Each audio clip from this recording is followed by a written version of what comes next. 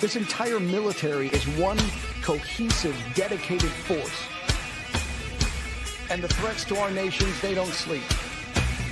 They're watching our every move. Iran, Russia, China, North Korea, ISIS, Al-Qaeda. They may be watching this right now. Our military should not be mistaken for a cable news gabfest show. We don't care what you look like. We don't care who you voted for, who you worship, what you worship, who you love. It doesn't matter if your dad left you millions when he died or if you knew who your father was. We have been honed into a machine of lethal moving parts that you would be wise to avoid if you know what's good for you. We will not be intimidated. We will not back down. We don't want war. But if you want war with the United States of America, there's one thing I can promise you, so help me God. Someone else will raise your sons and daughters.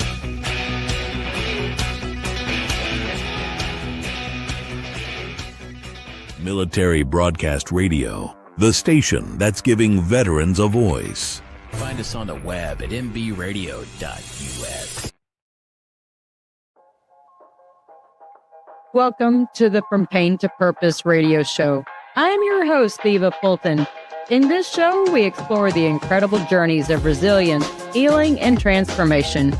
In each episode, we will sit down with individuals who have faced unimaginable struggles and turned their pain into power, heartbreak into hope, and their challenges into meaningful change and finding new purpose in life.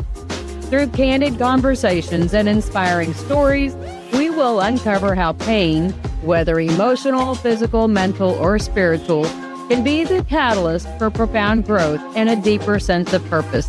So if you are looking for motivation, insight, and real stories of triumph over adversity, you're in the right place. Let's get started on this journey from pain to purpose. Let's give veterans a voice through Military Broadcast Talk. Welcome, everybody. Welcome to the From Pain to Purpose radio show. I am live from San Antonio at the Women Veterans VA Summit for the Southwest Conference. I probably didn't say that all in the right order, but hopefully you get what I mean. All right. So, like, this is what my normal thing is. Where in the world is Eva? So I wasn't quite sure if I was going to go ahead and make the trip down here. I had some different whys on why I chose to come down and attend the summit, but my heart gets reaffirmed with not what my own personal motivation is on why I came down here, but the greater good on what the why do we even have summits like this? So I'm going to go ahead and go back a little bit on the history side of things. I got out in 2000. So active duty, I served about 12 years from the reserves. I transitioned from reserves to active duty in what year was that? That was 1990. And, ended up going to Desert Shield, Storm, and experiencing of that. But I ended up getting out in 2000. And, I was one of those people that had full intentions that I was going to retire, but my body said, I don't think so. And then I got married as well. So there was some personal motivations in getting out, but that was not something that I had planned on doing for quite some time because like I said, I had my head wrapped around that the Army was going to be my career. And, some of the transition afterwards has not been so easy, even after all of these years. Part of my own personal story, not just from the physical side, but, career-wise, originally I got hired on with a couple of tech companies and got laid off. And so, you quickly find out the stability whatever you call stability, the stability that was happening in the military was not quite the same on the civilian side of things. But then there was this whole gamut of just understanding anything about veteran resources and, the perception about and our experiences that have shaped us as females in the VA system and with veteran organizations has been quite a different experience as well. So, one of my first encounters dealing with veteran service organizations was filing claims, and the veteran service organization that I had worked with didn't know how to help me as a woman. And these were musculoskeletal issues that I mainly was filing for, but he didn't know how to help a woman. And that's probably something that has been repeated time and time again. I'm giving this as a prelude that if we wonder why a specific Women Veterans Summit happens, it's because there are some gender specific issues that are different for us as women than there are for the males, but then sometimes some of the same things go hand in hand, and we experience very similar issues. But one of the first main community things that I got involved with and helped lead, there was myself and working for a federal agency, partnered with another federal agency representative. So we co-led a very social event for women veterans in North Texas. And I think when we were doing this was in the 2016, 2017 timeframe. We were kind of like the groundbreaking side of having social events like that. But we recognized the issue then that community was part of the solution. So I'm going to give a shout out to people like Drea Lewis, who now is also, she works for the VA. Brandy Baxter. There were a list of other people. I'm sorry, I can't remember everybody's names, but we were this great community that worked with the state of Texas. That was Anna Baker and Pam Merikline, who worked with TBC at the time and helped provide some of that funding. So Texas, specifically North Texas, because that's the area of Texas that I was living in at the time, most of the time since I've gotten out of the Army, that, we started this very community-based organizational area. I started a Facebook group called North Texas Women Veterans in 2016, and then I expanded it to North Texas Veterans, a co-ed group called North Texas Veterans.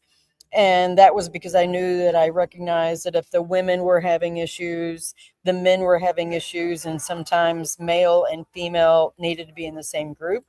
So, if you're located in North Texas, feel free to join those Facebook groups. I say all of that to really help set the foundation that the community has a lot of information that can solve or be part of the solution on a lot of the issues that veterans face. When we talk about military broadcast radio giving veterans a voice, a lot of that starts at the community level and us helping provide the information itself.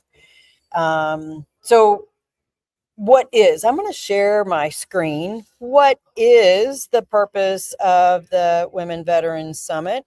This is coming from the VA's website. They had shared this information out, and I don't know that I probably shared it enough. There are some other folks, some other women from North Texas down here. But this was an invitation to the region that they had put out. Sorry. So they called on, so this was put out by the Center for Women Veterans. And this particular event is hosted for the Southwest region. And they sent out a letter that they're coming, but I want you to see that they are going out to other regions as well. So it's the main reason why I want to be able to put this information out to you guys, so that as the VA puts out this information, you can go to your particular region's summit, and why should you attend? So what's the purpose? Well, part of it is that they are doing some registration, but that's not all that's happening here. And I want you to be able to understand why. So they have their own information that they're sharing. I'm going to go ahead and unshare this.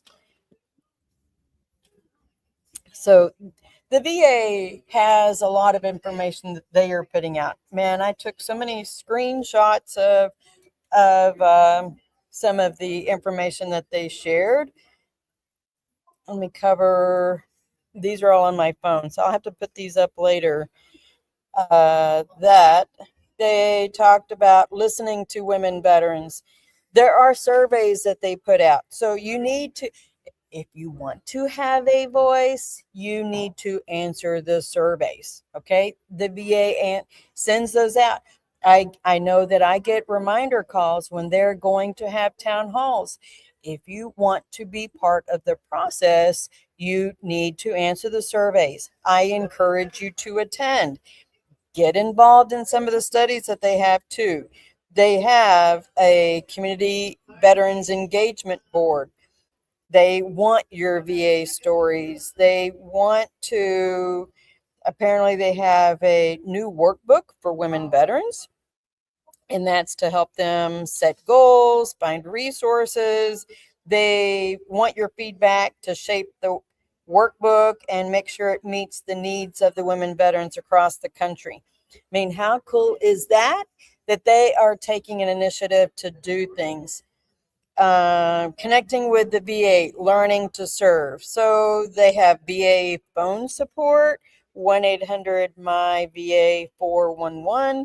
They have a download welcome kit.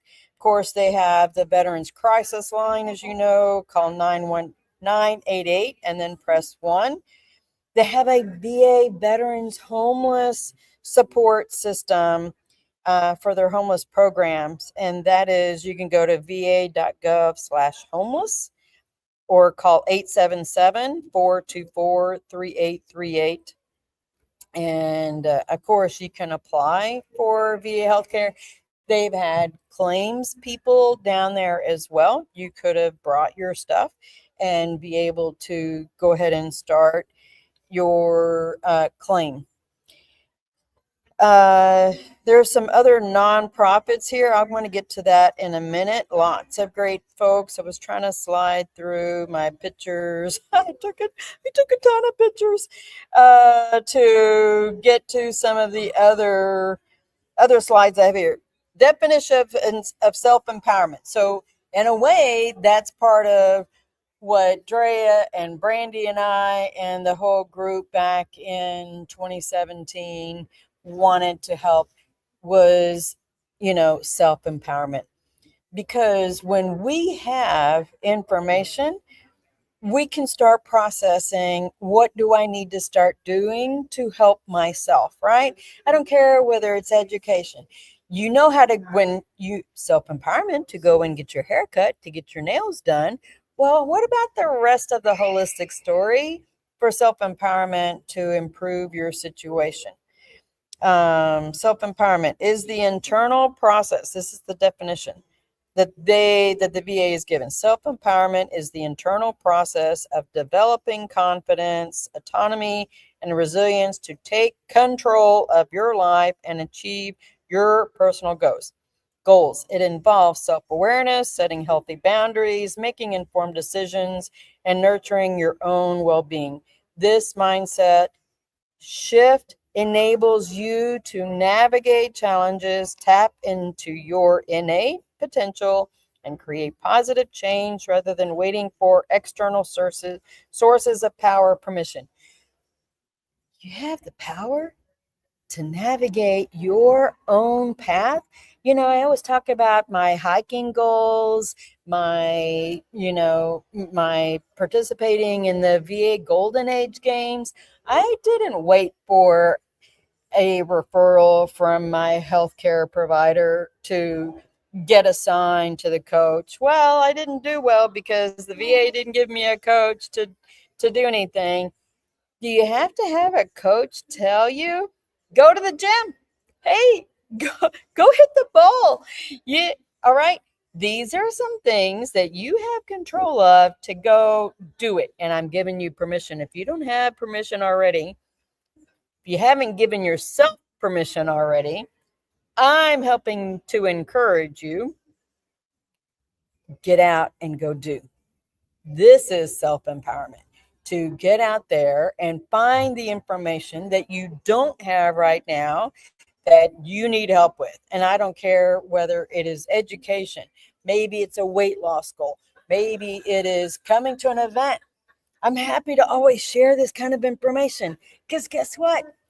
Eva doesn't collect it to keep it for herself. I mean, I can do that, sure, but that's not my messaging ever. I'm giving veterans a voice so that I'm helping somebody else. So you can get the information, and even if you don't use it, share it and help somebody else. All right, so what else have I learned? Let's go to the next one. This was a neat little slide. Am I ready for change? Are you ready for change?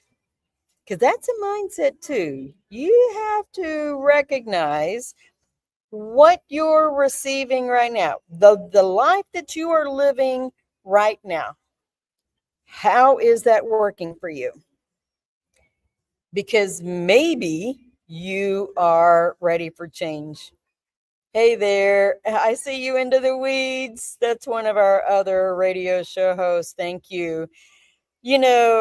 We have to be ready for change because the definition of insanity is if what you're doing is the same old, and that's not working for you, then what are you going to do?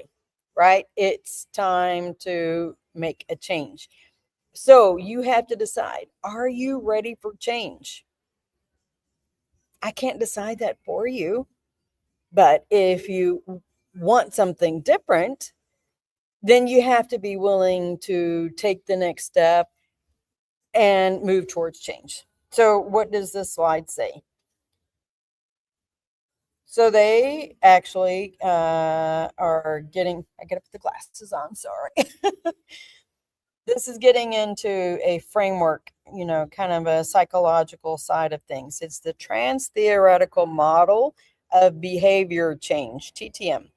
Identifies 6 stages of readiness experienced by an individual attempting to change. 1, pre-contemplation. Pre-contemplation is failing to recognize the need for change. So you're pre-contemplating whether you need it, but then failing to recognize that you need to change. Does that make sense? Contemplation. You're seriously considering the need for change, but that doesn't mean you're doing. You're just contemplating. All right, the wheels are spinning. The engine's turned on, but you haven't engaged the gears and pressed the gas to go anywhere. Preparation. You're making small changes. You're preparing to change the wheels. You're putting gas in the engine, or not an engine, but you're putting gas in the tank. You're preparing, you getting things ready, but that still doesn't mean you're doing. Action. You're exercising for less than 6 months. So you're driving down the road, but you haven't necessarily gone very far. Maintenance, regular exercise lasting longer than 6 months, and then terminating. You just find engines off. I'm sitting on the couch and I'm going nowhere fast. So, are you ready for change? The little cartoon says, since we can't eat out, now's the perfect time to eat better, get fit, and stay healthy. But the other little birdie, it's a little dragon, says, we're quarantined. Who the hell are we trying to impress? We have snacks, we have sweatpants. By God, I say we use them. So, that's really, are we making good choices or are we making bad choices? Bad choices, probably doing nothing. Good choices, getting engaged, and we're doing something. We're finding information that is going to help us not sit at home and twiddle our thumbs and become a victim and wonder why are things not improving. Well, because you have to actively want to engage in change, and that starts with sometimes getting information, coming to an event like this. Let's see, what's another slide I have? Polyvagal theory is a different slide. So this was from yesterday. Your nervous system is not broken. It's trying to protect you. So you have to understand your nervous system, honor your story, choose your path. The polyvagal theory explains how your autonomic nervous system, ANS, helps you respond to safety or a threat. You're not overreacting. Your body remembers. One is your parasympathetic ventral vagal, social engagement, safety. I'm safe. Wherever you are, you're safe. You know that the people that are around you, probably your family, you feel healthy, you feel safe, and you get comfortable and you stay right there. I feel calm, connected, and present. I'm able to engage, empathize, and think clearly. Body feels regulated, heart rate is steady. Example, you like spending time with people who get you, feeling supported and understood, purpose, meaning, connection, using tools that build resilience, breathe work, movement, mindfulness, and rest. The sympathetic mobilization side is where, you start getting outside of your comfort zone. Something inside, something isn't safe. I need to fix or escape. Flight, fight, hypervigilance, anxiety, worry, restlessness, muscle tension, headaches, racing heart, hard to think clearly. Examples of those trigger mechanisms are loud noises, crowds, chaos, conflict, or confrontation. Thinking about past trauma, feeling judged or unsafe, too much stress, not enough support. Your dorsal vagal engages in shutdown when you feel like your life is threatened. So that's freeze, collapse, numbness, disconnected, blank, exhausted, depression, hopelessness, chronic pain, heavy fatigue, can't get out of bed, no energy. Your examples are you feel overwhelmed for too long, isolation, withdrawal, flashbacks, shame, helplessness, when the body gives up to protect you. Listen, I've been through some stuff in life, right? Been through some stuff. After my car wreck, after my husband left me, making some of these choices, getting out of the military when I didn't want to, getting laid off, all of these, my second husband left me, that, just the thinking about it. I have those, I want to say flashbacks, but you have those memories and you recognize that, yeah, I've kind of lived all three of these things. One of the things that I actually did that helped me move and navigate out of those levels 2 and 3 was going and serving other people. In the very times, and I actually talk about this in my book, Welcome to My People Garden, in the very times when I thought that I was probably the victim and I thought somebody needed to serve me, God kind of put me in this situation that says, no, go serve other people. These were homeless people over in Dallas. It was part of an assignment, and they were in much more less than situation, even though, I mean, I was housed, I could eat, I, you know, we were safe. And when your mind kind of makes these distinctions about which scenario I'm at, 1, 2, or 3, that I just got through reading, it changes your perception on things. So getting out and serving has been one of the very things when I start getting low, when I start wanting to withdraw, I get out and I go serve. And I know it sounds very counterintuitive to get out, but you kind of have to get out of your own way because it's actually putting you in the very situation that's going to help you heal.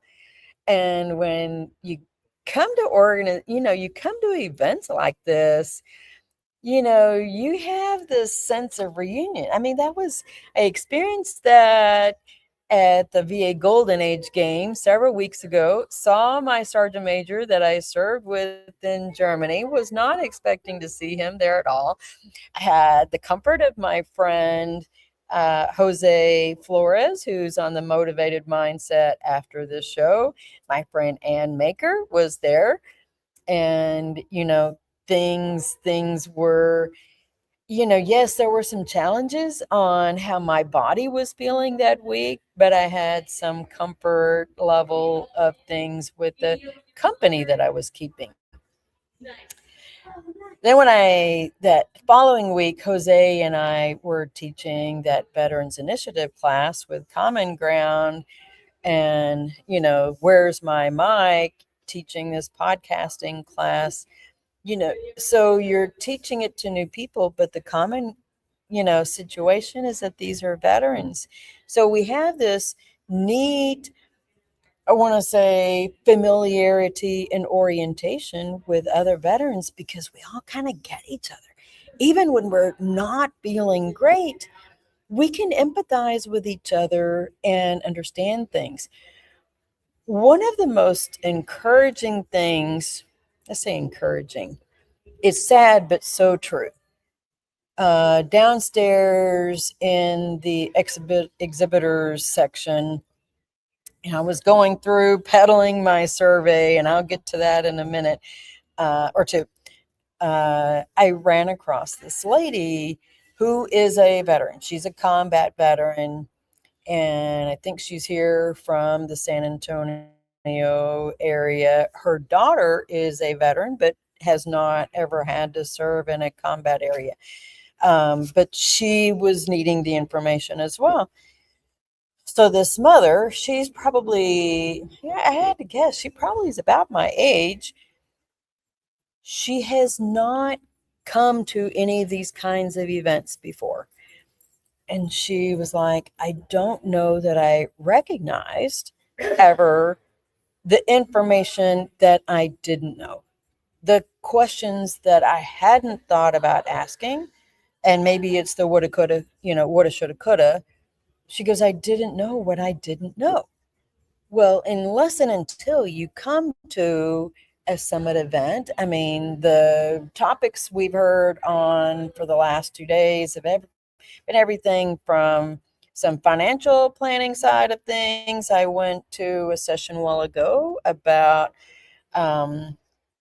preparing for burial and stuff like that. My father is 83. He's a veteran. He qualifies as well.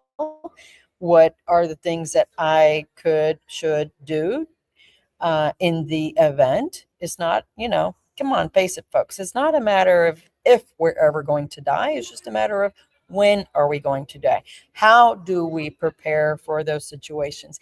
Have your DD 214 available for a family member. What are your wishes? Do you want to be buried or do you want to be cremated? And where are these things going to happen? The more you can help with some of the information gathering on that, the better off your family members are going to be. Let's see. Yesterday afternoon's session that I attended was about women veterans whole health and the VA model, understanding that, not everything is about getting a prescription or a surgery. There are other things out there, resources that we can use that can help. And part of it is also going to be dependent upon the resources that are available in your VA's area. But acupressure is one of them. There's a self-care flyer on acupressure. I think there are some places that are looking at doing acupuncture as well. I know several years ago, before I went to go work in the DC area, I was getting the ear acupuncture, right? Those little stud things that they stay in almost a week. They're little bitty jewels, little metal things that they kind of puncture into your head. I don't know what else to call it. But they kind of stay in the ear, but they do both ears. And that's supposed to help with headaches. It kind of had helped a little bit, but there are plenty of acupressure points that you can do. There are a lot of resources out there, the VA, that we probably could have 15 shows on each one to help explain. But here is some more information. Whole health resources. I'll try to share some of this information out on my page. But they are looking at self-care. We can't expect that the VA or that the federal government can provide every part of self-care. A lot of that still is dependent upon the things that we do on our own, making better food choices, making better movement choices, and really kind of helping ourselves. And I'm going to get into kind of the biblical side of things. Don't be gluttonous with what you eat and think that something's going to get better. So there's that. Let's see. What else? I have so many flyers here. Who are some of the speakers? We've had some local speakers, had some other speakers that came in from out of state. Phyllis Wilson from the Women's Memorial talked with us today. I looked up and I could have sworn I had submitted my story on the Women's Memorial way back when, and maybe I just can't pull it up by my phone. So I need to recreate my profile with Women's Memorial. Give my oral history. I've kind of done a thing or two, so it's okay. Now I have more to add to it. Let's see. One of my very favorite people is Miss Candy Martin. She's downstairs manning the Daughters of the American Revolution table. I was so excited to get to see her. I met her working for HUD some years ago. She was one of our guests, our keynote speaker for Memorial Day ceremony. She's also representing Gold Star Mothers, and she's promised to come on my show. So I'm super excited. Both she and Phyllis have said they would come on my show. And so I have to make sure I do better before Phyllis comes on, because I don't want to be chastised that I wasn't part of my own solution and leaving my legacy in what I've been doing. Let's see. We've had there was a chaplain, active duty chaplain, that came on, spoke to us today. Let's see. Dr. Linda Davis is the Chief Officer of Veterans Experience. She came in and was talking about shaping the women veterans experience. Jacqueline Hayes Bird, of course, is the Women Veterans Coordinator for the Department of Veterans Affairs. She has been hosting the entire event. National Cemetery Administration came and talked with us as well. Women of Valor, I don't think I got to hear that particular presentation from Captain John Horo on behalf of his wife. She was a Lieutenant General, Patty DeHoro.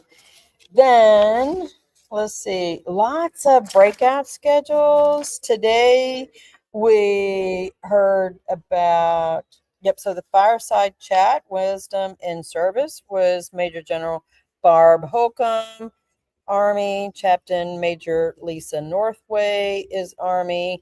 Major General Peggy Poore of the U.S. Air Force. And then we had suicide prevention from Dr. Sarah Hurth. Homelessness and Veterans Justice Program with Sean Liu. He's the National Homeless Program Manager. By the way, I have several of his articles referenced in my literature review on my dissertation. So that is, it's kind of neat meeting somebody, and I introduced myself and said, hey, I'm just letting you know, I've kind of been a fan of your articles, and mentioning them in my dissertation, the literature review part. Then let's see. So there's been some other, like I said, nonprofits. Let me kind of jump into that side of things. There is an app. If y'all don't know, there is a VA Health and Benefits app. So you don't have to go just to the website version of va.gov and log in. There's an app too. I have not downloaded the app. I've always had that VA Connect app, but I haven't downloaded the main app. So I need to do that too. Well, let's see. They even, I love how they give you like, here's the link, right? Here's that. Let's see. I talked with this neat lady. So she's going to be on my show. Forget her name. I could have her email, from the Veterans Yoga Project, Mindful Resilience. So future guest here on From Pain to Purpose. Then the ladies with the women with veterans of San Antonio, they have really been representing. They have shown up and showed out really well, have a booth and everything.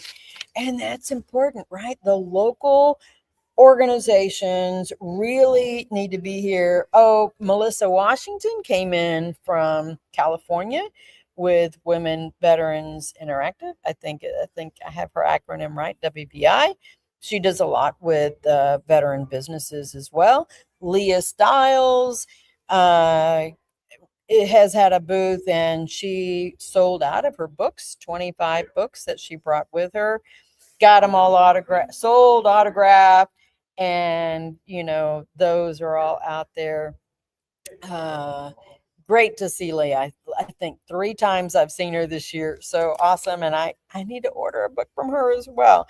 She will be coming back on my show and talking about her book and what motivates her. Let's see. This is another VA thing. Divine Beauty Bar. So this was pretty cool. So this lady, she does wigs, walkers, diabetic shoes, mastectomy bras, custom breast prosthesis, and so here's some information. So they had a booth about some of the different I want to say adaptive and prosthetic type things, because let's face it, women do get breast cancer, happen to have mastectomies, but they don't want to not be able to look like they can still wear a bra, still want to have some kind of semblance of having a female figure and not have it, be absent of breasts. let's see, what other information? I have so many takeaways. So, like, here's USA was here, and they were talking about financial. This was their educational foundation about they offer free financial education resources for the military community, and just doing like a checklist if you have, can you support each of these emergency kind of fund things? Excuse me. Let's see.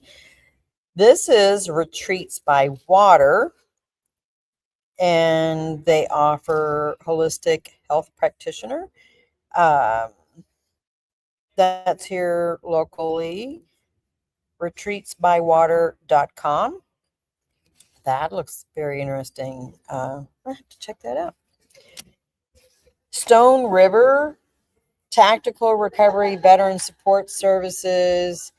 This is a San Antonio facility in cooperation with the VA Community Care, TRICARE, and Most Insurance. They offer integrated substance use and mental health treatment services to veterans and military communities, and they have a deep commitment to the military and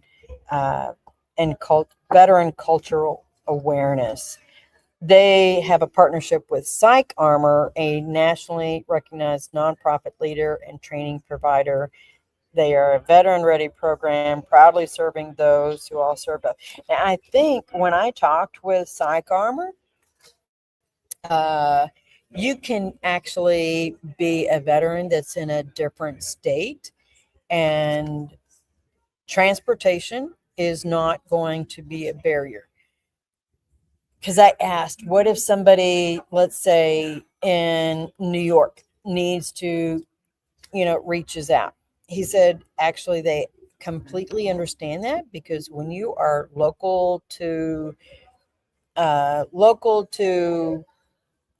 if you're going to a treatment facility that is maybe in too close a proximity to the people who are toxic in your environment, sometimes getting away in another state is going to help you, because you are getting away from that environment and you're able to focus on you and what you need. So this particular organization, they help you. They have an app, apparently, follow-up app that they do from their post-treatment, dealing with depression, anxiety, stress, cravings, spirituality. The neat thing, the trend that I have heard really confirms what I even base this show on, which is, I always use like a chair, and each leg of a chair represents pain: physical, mental, emotional, and spiritual pain. The confirmation in that has been all summer long, has been, I'm on the right track. And when you have one of those legs start getting wonky, then you know that you've got to pay attention, because the stability of where you're at is missing something. Here's the business card for Stone River. Yep, Terry Buford is who I had spoken with. He's in the business development side of things. If anybody needs to reach out to me, feel free. I will share his contact information with you. Let's see. We've got Dual Veteran Families of America. So this was a couple of ladies that I just met a while ago. They actually have a whole different mission. I didn't know really about this problem.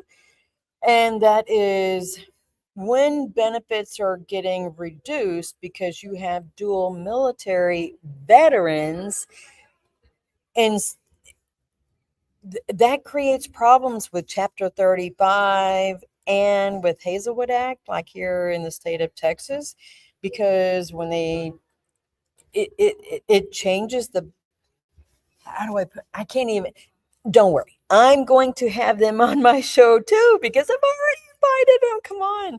Let's talk about what the problem is and start advocating for how do we fix the problem. Y'all know that I'm very much geared towards public administration and making sure here, this is what she was talking about. Here's the situation.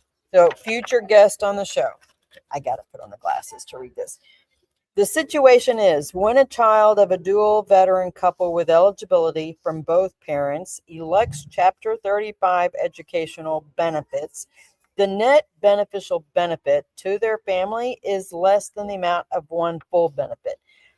VA violates the Osman versus Peak U.S. Court of Appeals for Veteran Claims presidential decision of 2008 by not allowing a child student with eligibility from two veteran parents to receive Chapter 35 educational benefits from each as earned while taking dependent compensation on behalf of the student away from all veterans. Anyways, what does this get at? So there was some math. If it's just one parent, then the net amount, because you're losing the compensation, goes from 56,000 down to 39,000. But when there's two parents, dual military, and that compensation also comes out from the second parent, the net benefit to the family is a loss of nearly $23,000. So, man, the chunk of money is huge, and it's like, man, this is crazy. Why do we dual benefit? Dual military families kind of get the shaft because they really consider it as one benefit, not two benefits, even though it's two parents. So some of the issues about how some of these things have been designed are designed to fail, not to provide the right benefits to the family. All right, so why did I come here? I ran out of flyers, but I came peddling my study. Yes, I am using that word. Came peddling my study to find more participants, and I've moved the needle from 3 to 20 participants. More people, remember, they're all busy. I handed out all 50 flyers. I shared it in the Whova app. Oh, Whova app's another thing. HWHOVA, Whova. If you're in another region and you're going to attend a VA event, I recommend you download the Whova app, and that will get you plugged into the agenda, networking with other people, sharing pictures, experiences, polls, surveys. So I shared my QR code for the survey, for my survey there. So I'm super excited that I have moved the needle on getting participants, and I'm looking forward to starting to analyze the data and having the second phase of my qualitative study and having discussions with these women and figuring out what their issues and barriers have been at the federal, state, local, and nonprofit levels. Because I think now that they've been through the summit, many of these women are really going to understand. And even the messaging here has confirmed that this has been a system that is designed for men. We women were not, we were the fringe, but we've had, a steady increase of female veterans because we were filling more roles within the military itself. But now we need those resources in the veteran side of things as well. So they are been having to figure out how does our population being affected, like even in homelessness, and the trend in homelessness kind of has had a steady increase, a little bit of improvement last year, but there's still been some issues. Same thing for veteran suicide. The veteran suicide population is higher than the non-veteran population. So, we can move the needle on that. Oh, by the way, they said that the death by suicide ranked 12th out of the other causations of death. Let me see if I can find. That was actually an interesting group of statistics that they were talking about. So, heart disease was number 1. Cancer was number 2. Chronic lower respiratory diseases, number 3. Then it goes to stroke, unintentional injuries, diabetes, Alzheimer's, COVID, Parkinson's, kidney, flu/pneumonia. Then it goes into suicide. Chronic liver disease is 13, septicemia 14, and hypertension 15. Suicide ranks number 12. That is 1.5% of death. Heart disease is 25.3% of the deaths, 110,000 in 2023. That's what their statistics show. So I thought that was interesting to look at that information, that, it's the rest of all of those other, except for the unintentional injuries, all of the rest of the causation of death is all health related. So let's focus on what some of these health related issues are and see if we can lower those along with, suicide. I was trying to think what other suicide among women veterans. This is what that particular slide looked like. So it went up and it's headed back down. So that's a good thing.